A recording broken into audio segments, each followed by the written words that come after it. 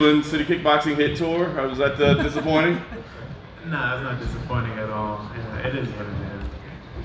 You end up with Batosh Gamrot, though, who, I mean, obviously from a rankings perspective, maybe not as well known maybe as Hooker, but from a rankings perspective, a more important fight. Does this feel like a bigger fight, a bigger matchup for you? Yeah, it definitely feels a lot bigger to me. You know, he's ranked above me, so inevitably, it's more important. Definitely. A style change, though, right? I mean, I guess what I want to know is how much change did you have to make yourself in preparation? Like, was this a major impact to you, or at this point in your career, do you just kind of stick to what you do? I stick to what I do. You know, I always just try to execute my own game plan, not to worry about my opponent too much. But in preparation for this fight with Hooker, I was anticipating him trying to take me down anyway, so it kind of all played together pretty well. Very nice. Lastly for me, I mean, you've been on this upward trajectory. Here we go, main card, top 10 matchup. You know, I mean, 6 straight wins. You walk out of here. I mean, what's the goal here? You start calling out numbers. You start calling out names. What's the plan after this? Man, the plan is just get this one over with first. Get the hand raised. Get that 6th consecutive finish, and then we see what the company wants me to do after that. Jim over here. I saw an interview where you said your ultimate goal is you're chasing greatness. Is Gamrot, a win over Gamrot, does that get you further, closer to that than a win over Dan Hooker would have had? Oh yeah, definitely. A lot sooner.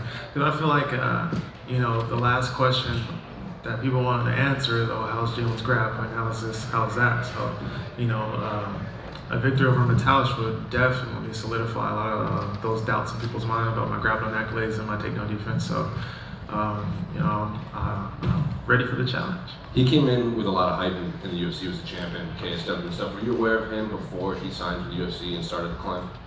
No. Fair. Hey Jalen, just Mike here. I got a fun one for you. I hear you're into astrology and zodiac signs. I'm wondering if you were able to look at your opponent's astrology sign and learn anything about him. Nah, I don't look at zodiac signs for opponents. Maybe you should. You're into zodiac signs, correct? Yeah, I am, but not for opponents. I mean, mainly for compatibility with friends and family, maybe relationship stuff, but that's it. So you've never looked into it before you accepted a fight, or thought about a certain time of the month you're fighting, or anything like that? Never thought of that at all, but I'm definitely gonna look into that. I'm gonna make some sense. Well, he's a Sagittarius, so look it up backstage. Oh, all right. Well, I'm a Taurus, so the Bulls come in. Thank you. Hey Jalen, back to you, brother. What did you think after Drew Dober called you out last year and then he didn't take the opportunity to jump on this fight?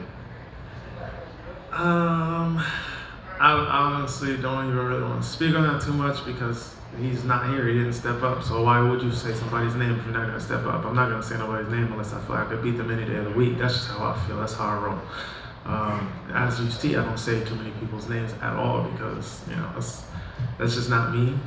But I don't know. Then it just makes you look like a I ain't gonna say no profanity, but it just makes you look a little softer if you get the opportunity to fight me and then you don't take it because you need more time for whatever you need, more preparation, more to wait, whatever the hell it is. It makes you look weak.